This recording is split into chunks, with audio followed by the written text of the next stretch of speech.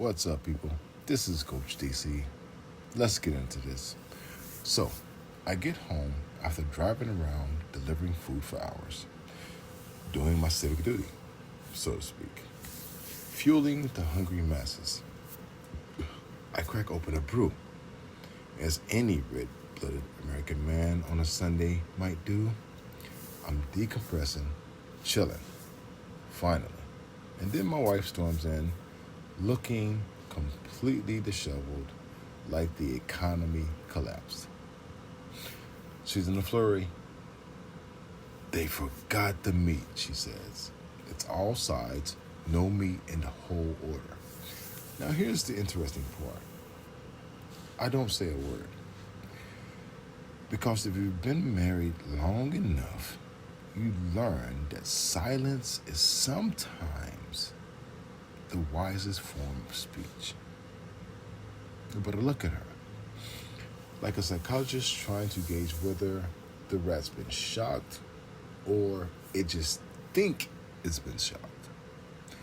I recall quite vividly sitting in my car waiting. Why? Because the guy came out of the restaurant and told me they were finishing the meat. So logically, if that's what he said, there should be meat. But logic and emotion rarely tend the same dinner party, do they?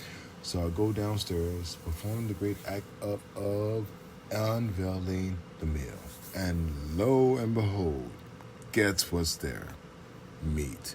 Glorious meat. Right there, hiding perhaps like the truth in a postmodern lecture.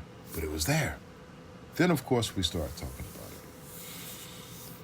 I remind her this isn't the first time. Her mother did the same thing this morning. She made up a story about what she saw.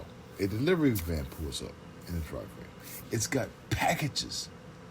It's got logos. It practically screams, "I work for Amazon, Karen." And yet, her mother immediate response is, "Who is this suspicious figure in our driveway?"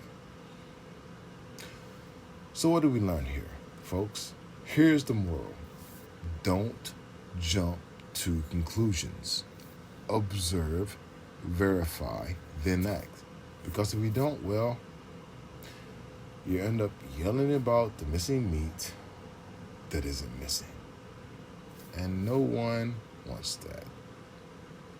This is Coach DC of The Intensive Way. Stay calm, stay intense, and for heaven's sake, check the bag first. Peace.